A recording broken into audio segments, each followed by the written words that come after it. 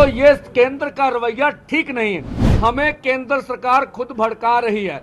जो कल अनुराग ठाकुर जी ने बोला और इधर से भी कुछ संदेश हमें कल रात मिला था और उसके बाद हमने वार्ता करने का मन बनाया और सबसे पहले हमने 2 फोरमों में वार्ता की। बेशक पोजीशनें ठीक नहीं थी।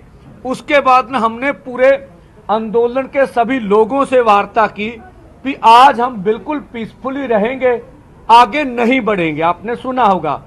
और उसके फैसला करके लोगों से मैंडेट लिया कि अगर सरकार वार्ता करना चाहती है तो हमें वार्ता करनी चाहिए, आप इजाजत देते हैं। लोगों ने इस बात की इजाजत दी।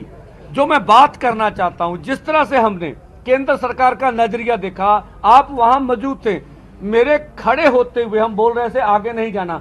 ड्रोन आया और उस ड्रोन ने हमारे ऊपर शेलिंग की। उसका मतलब था भी केंद्र नहीं चाहता भी हम वार्ता के लिए जाएं और पीसफुल बैठे हुए लोगों को भड़काया गया केंद्र की द्वारा। और हमने देखा 2-3 घंटे हमारे लीडर्स स्टेज से और आगे जाके युवाओं को समझाते रहे, किसी को आगे जाने नहीं दिया। लगातार शेलिंग हमारे ऊपर हुई।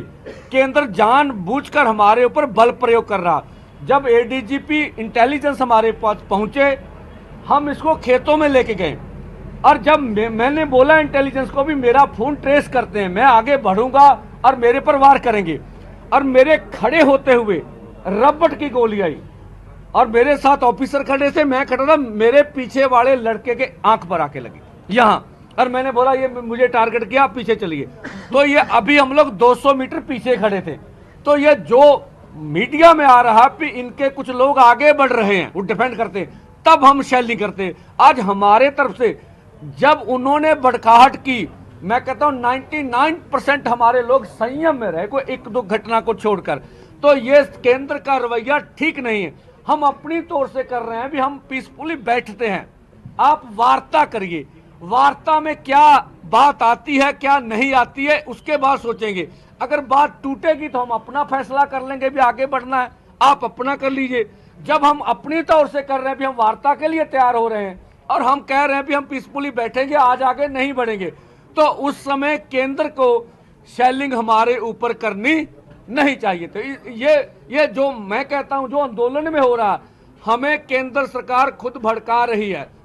मैंने कल भी कहा था, अब पुलिस प्रहार नहीं कर रही, अर्धसैनिक फोर्स लगे हैं। अब देश का निज़म कानून देख लीजिए, अर्धसैनिक बल तब लगते हैं जब इमरजेंसी हालात हो, दूसरे देश के ऊपर अटैक करना हो। अब केंद्र सरकार अपने किसान और खेत मजदूर को दुश्मन समझ के उसके ऊपर अटैक कर रही है। जब हम मेरी बात पूरी है, जब हम पीछे वार्ता कर रहे थे तो हमारा ट्विटर हैंडल बंद कर दिया गया। डल्लेवाल साहब कह रहे मेरा पेज बंद कर दिया, और पेज बंद होने के बाद क्या मैसेज आया कि ये एंटी नेशनल एक्टिविटी कर रहे थे, तब इनका ट्विटर हैंडल बंद किया गया। तो ये ठीक नहीं है हमें एंटी नेशनल बताना और हमारे साथ इस तरह की बातें जोड़ना।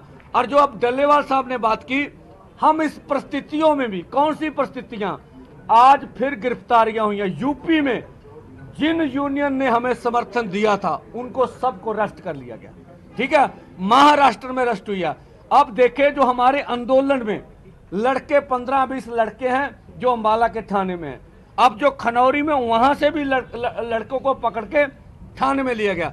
इस तरह की पोजीशन में भी हमारा मन कर रहा है कि हम वार्ता नहीं छोड़ेंगे। अगर केंद्र कोई हल करे तो हम हल करने के लिए तैयार है। हम टकराव नहीं चाहते, हमारा दिल्ली जाना अनक का सवाल नहीं है, हम बातचीत से निपटना चाहते हैं, इसीलिए आज आए हैं।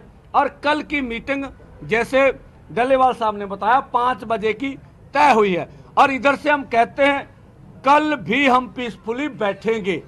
और आज आपके माध्यम से मानयोग प्रधानमंत्री से अपील करते हैं कि जो आपने अर्धसैनिक फोर्स बल लगाए हैं, कृपया उसे निर्देश दीजिए कि जब हम अपनी ओर से पीसफुली बैठेंगे, हमारे ऊपर शेलिंग नहीं होनी चाहिए, ठीक है।